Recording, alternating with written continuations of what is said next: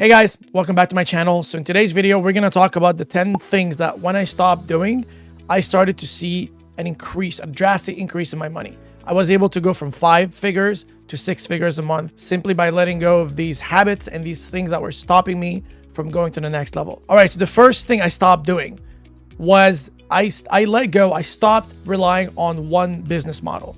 I specialize in Amazon. E-commerce on Amazon is my specialty. That's how I basically built my businesses and everything.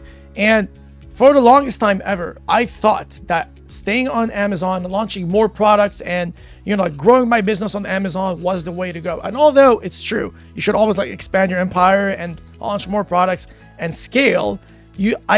Once I started to notice that the universe doesn't just revolve around Amazon, that I also want to have my own website. We want to grow our brand. We also maybe want to tackle have an Etsy store and talk to some retailers to host our products and everything. Once I started to notice that life doesn't just end on or stop at Amazon, things changed for me. I started to see things in another way. Right. And then there's so many things I wanted to do just outside of Amazon, this YouTube channel, for example, is something I've always wanted to do. And, getting into content creation, and I'm also an actor on the side. So I'm always auditioning for roles or whatever. So again, just not limiting myself to one thing really changed the game for me as far as making more money. Again, it's basically not putting all your eggs in one basket. Ultimately what it comes down to. So that was the first thing that I stopped doing. And then once I let go of that, things changed for me. The second thing was to stop all the redundancies in my business. I was finding myself always doing and repeating redundant tasks. There's so many things that you always have to manually do. For example, answer customer emails or keep track of the orders or run ads and adjust the ads and then the budget and everything. These are things that you have to manually do. And I thought that, this is how a business works, and I should always keep an eye on those things, and I should always monitor them in a way, right? But what I didn't know is that I can also automate these processes. There are softwares, there are things online that you could do, you can leverage to do these things for you, so you don't always have to spend all your energy and all your efforts, answering people's emails and sending orders or placing orders or adjusting the bid and increasing the budget on those ads. I didn't know that there was a world where this could run itself. And then once I noticed that, we could automate all these things, we can just put it on autopilot. I was finding myself having more time. I was finding myself making more money because I was putting my energy elsewhere where I couldn't before because I was spending too much time on these things. So that was number 2, is automating all my tasks. All right, number 3, I had to stop working all by myself. So I thought that I had to carry everything. I had to be the marketer. I had to be the graphic designer. I had to be the guy who places all the orders. I had to be the guy who does customer service. I had to build the listing. I had to take the photos. I had to do all of those things. And it was carrying it all by myself. And although it worked, because I learned so much, I had to hire people, right? I kept reading books and I kept listening to videos, and I was okay, if I want to go to the next level, I have to hire some people. I can't take all this by myself. It's just inconceivable. It doesn't make sense. There's so much things to do that I have to hire somebody who's good at this, right? It's kind of again, it comes back to the last point about automation. Instead of hiring a software to do some things, you want to hire some people, because there are things that a software can't do, right? There are things that only a person, a human being, can actually achieve. So there are some things that I had to basically outsource to some people, hire a graphic designer, hire an agency to do all the marketing, all the ads and everything, because I had to make some time for myself to grow the business and focus on some other things. So that basically led to me hiring some people. And then that was also a big thing in me scaling my business and going from 5 to 6 figures a month. All right, in number 4, I had to stop thinking that my way was always the right way. I know it's kind of cliche, but the thing is, to be honest, when you are doing something and it's working, you have a tendency to always do things your way. And I think anybody can relate to this, right? So once I started to realize that hey, maybe I should ask my customers, maybe I should ask people, friends and family, what they actually think about my products. Instead of assuming that, hey, maybe I should launch this product in a red color or a specific design, instead of assuming things, why don't I just ask people and friends and family, what do you think of this design? What do you think of this color? Can you give me some feedback? Only when you ask for people's feedback that you can actually get real-time value on your products, right? Because you're selling products to real-time customer, and then if you don't actually get feedback from these customers, then who are you designing for, right? Like, who are you selling? Like, who are you targeting with these products? And then I didn't realize this up until this point where I was like, why am I assuming that this color is going to work? Why am I assuming that this design is right? Why don't I just ask them instead of like just pretending that like this is what this is about? So once I started going out there and asking people like what do you think of this model, of this design, they started giving me feedback, and I was like, wow, okay, like this is like I should have done this the whole time. And I was like, right, so like it's about like getting real-time feedback, creating that emotional connection, and people are gonna like you more, to be honest. And number 5, which is one of my favorite, this was actually one of the things that really changed everything for me, is I had to stop thinking like an employee, right? So when I'm managing a business, I have to start thinking like a business owner. I have to start thinking like a CEO. What would a business owner do? Like, they're the one who's calling the shots. When you think about like an employee, he's the one who's like providing the solutions, right? Like, their job is to come up with a solution. That's where they're paid. Like, that's what they get paid for, is to come up with a solution and like, you know, bring it to the table. And that's why they hire you, right? And I brought this mindset to my business that I have to come up with a solution instead of like being the solution, instead of like thinking like a business owner would think and be the solution and just present myself as my brand. Like, that's who we are.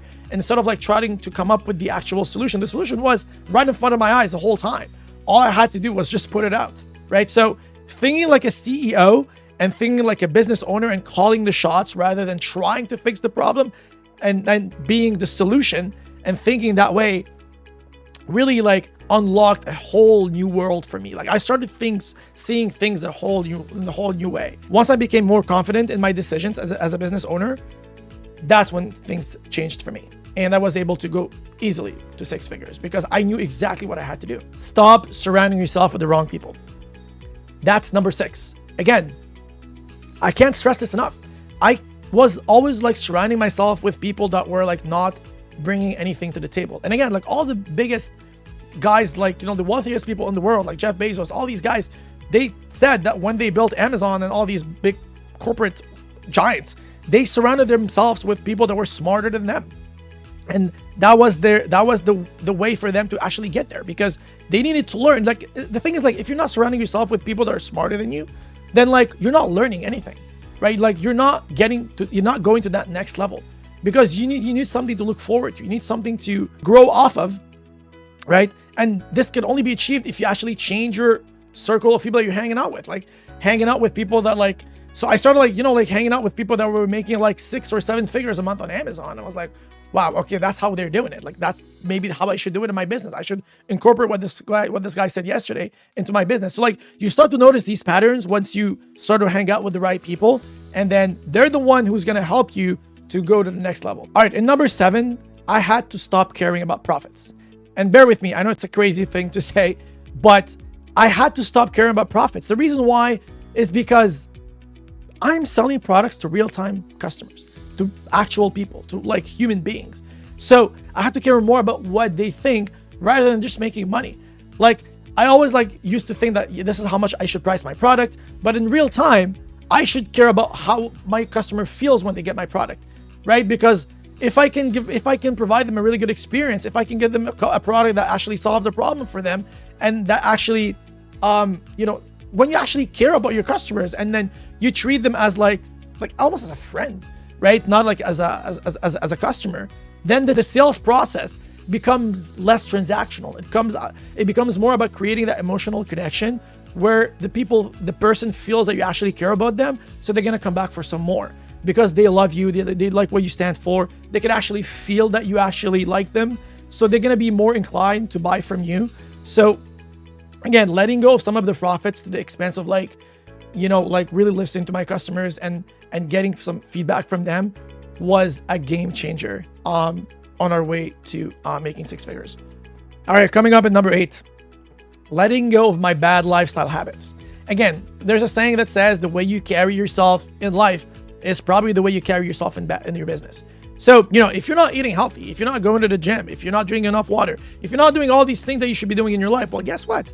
Some of that is going to translate into your business. You're going to be less productive. You're not going to find yourself, you know, getting a lot of work done. You're not going to find yourself making more money because you're limiting yourself in your life. And then if you treat yourself right in your actual life, then you're going to treat your business right? So once I started to eat better, once I started to go to the gym, and once I started to do all these beautiful things in my life, I started to be more productive. I started to have more energy. I started to be more driven. I was more confident in my decision-making processes.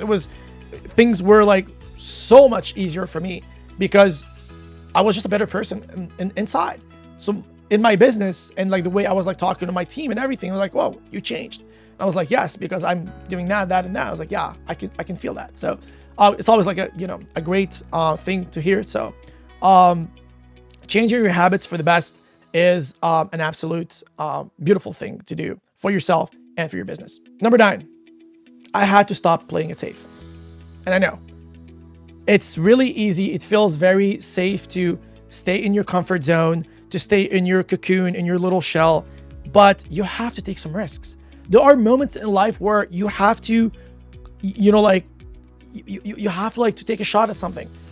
And sometimes if I always like stay in the vicinity of my comfort zone and like, this is how much money I'm making, like this is the limits for me, like this is this is it, like this is where the cap ends, then yes, this is where it ends because I'm limiting myself. Like, I'm not allowing myself to take some risks, right? So I had to take some risks in my business. I had to kind of like step out of my comfort zone and try new things, ask people for this and that, and then not be scared of failing, because like that's actually the road to success. You have to fail and get back up so you can succeed, right? I can't think of any person who actually succeeded from the get-go. It's a matter of trying, failing, getting back up, learning, and keep moving forward, right? So again, just stepping out of the comfort zone, moving forward, taking some risks, taking some shots, and if it doesn't work out, it's all good, right? You learn something, you take it with you, and then you work from it. All right, guys, the last thing, the most important thing to me that absolutely changed the way I see things even in my day-to-day world is I had to stop convincing myself that I can't do it. And it seems like a obvious thing to say, but think about it, right? If you're an overweight person and you want to lose some weight, right? And you think that you can't do it, well, it's a belief, like when you think about it, because you convinced yourself that you can't lose weight. Well, guess what? Then yes, you're not going to lose weight because you programmed yourself, your brain, to think that you're not going to lose weight, and then it's not going to happen. So again, applying this to my business, once I started to, because I was like convincing myself for the longest time that I couldn't reach 6 figures a month in my business. And yes, I couldn't reach 6 figures a month because I convinced myself that I couldn't reach it. So there was no wonder that I can reach 6 figures because I in my world, there was no way I could make 6 figures. Like I'm not like all these guys who make 6 figures. Like I don't have what it takes. I don't have what their brain, yada, yada, yada.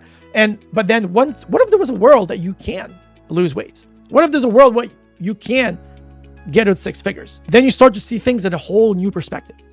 You start to see things that you couldn't see before because now you can do it. Now you can actually go for it, right? Because I don't know how to say it, but there's this moment where you actually notice that yes, you can do it.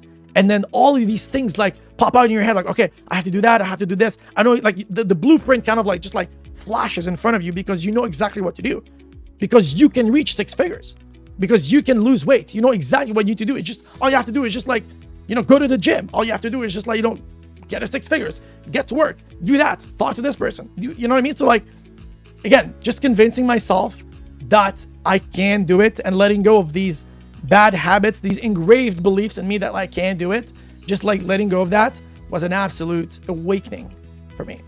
All right, guys, so that basically concludes the video for today. I hope you guys enjoyed this content. Again, don't forget to subscribe and hit that notification bell. I'll see you guys in the next one. Be safe.